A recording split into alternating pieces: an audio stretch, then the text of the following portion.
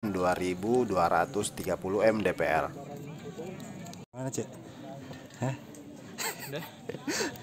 Geka. Tahu keren nih. Tahu asik.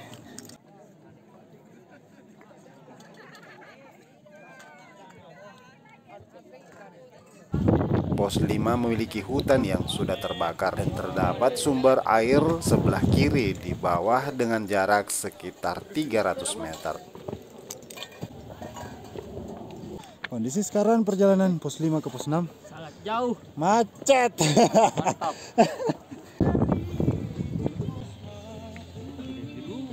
Perjalanan dari pos 5 ke pos 6 kita melewati 3 bukit.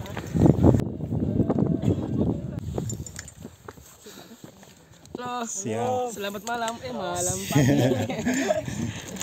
Pos 5 menuju ke pos 6 ketinggian 2370 mdpl melewati bebatuan dan hutan kering. Beberapa langkah lagi saya akan tiba di pos 6.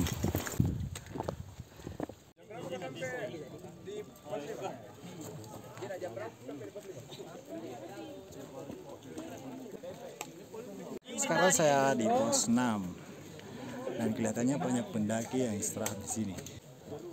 Pos 6 menuju ke pos 7. Jalur ini butuh perjuangan karena tanjakannya yang selalu buat ngos-ngosan. Halo, bajunya Kak Rimba. Mantap.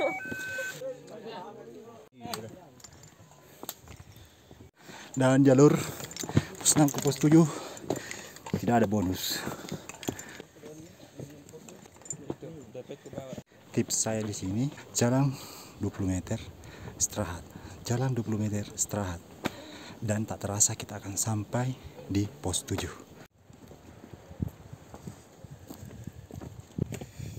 Mantap. Di jalur ini adem karena rimbun padatnya hutan dengan jarak sekitar 1,5 km. Memakan waktu 1-2 jam untuk sampai di pos 7. Sebentar lagi saya akan sampai di pos 7. Cara istirahat itu kakinya diluruskan. Mantap. Masih semangat kau? Yo, masih semangat. Sampai pos 7 adalah dijuluki Puncak Bayangan dengan ketinggian 2557 mdpl. Pos 7 tidak terdapat mata air dan pos 7 bisa camp, bisa memuat beberapa tenda. Tapi dari saya sangat tidak menyarankan karena lokasi camp di sini bukan pilihan.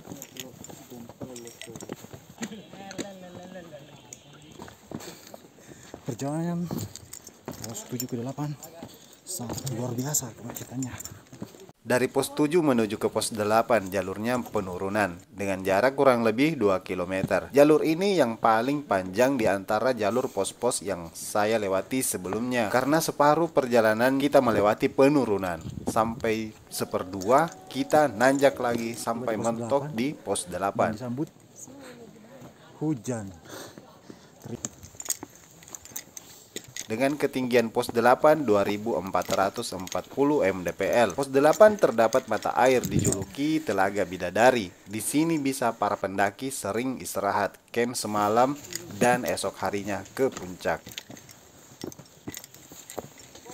Pos 8 menuju ke pos 9 dengan ketinggian 2610 mdpl, memakan waktu sekitar 1 jam dengan melewati hutan dataran tinggi dengan lumut yang cukup tebal. Dari pos 8 ke pos 9 inilah adalah jalur seperduanya.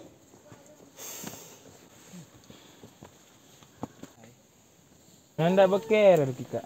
Oh sama. Iya. Harusnya itu dia memberikan contoh yang baik kepada adik-adiknya. Dia tuh. Ternyata dia capek juga cuy. Tuh dia mukanya tuh. Dende kodong. Tua nih. Luar biasa ini perjalanannya.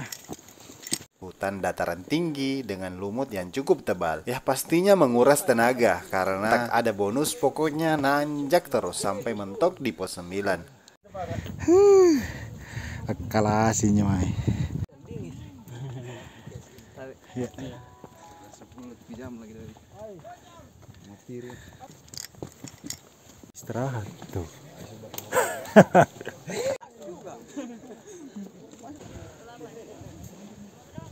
Buat Siap Om. gimana? Mantap. Mampus. Masih semangat? Masih. Oke. Ke pos 9 dengan ketinggian 2610 mdpl. Pos 9 terdapat mata air yang sangat dekat, bisa menampung tenda sekitar 10 tenda. Pos 9 menuju ke pos 10 memakan waktu sekitar 1 jam dengan jarak tempuh kurang lebih 1 km. Jalurnya sedikit terbuka dan melewati bebatuan yang besar, dan pos 10 terdapat mata air dan terdapat lapangan untuk digunakan upacara. Di sini sangat dingin ketika di malam hari. Saran dari saya jangan cepat tidur. Puncak atau triangulasi titik tertinggi di Gunung Bawah Karaeng. Jika cuaca baik, pemandangan samudra di atas awan juga keren. Dengan bisa melihat jarak kota seperti Sinjai, Makassar, Goa. Di sini juga terlihat puncak Gunung Bulu Saraun, Lempobatan, dan Bohong Langit. Gunung Bawah Karaeng menjadi tujuan favorit para pendaki lokal maupun berbagai daerah di Indonesia. Gunung yang terletak di Kecamatan Tinggi Moncong, Kabupaten Goa, ini menawarkan pemandangan alam yang eksotis. Ya, mungkin cukup sampai di sini informasi yang dapat saya berikan tentang Gunung Bawah Karaeng. Dan temukan di perjalanan saya berikutnya di tempat lainnya. Salam Rimba Provincia.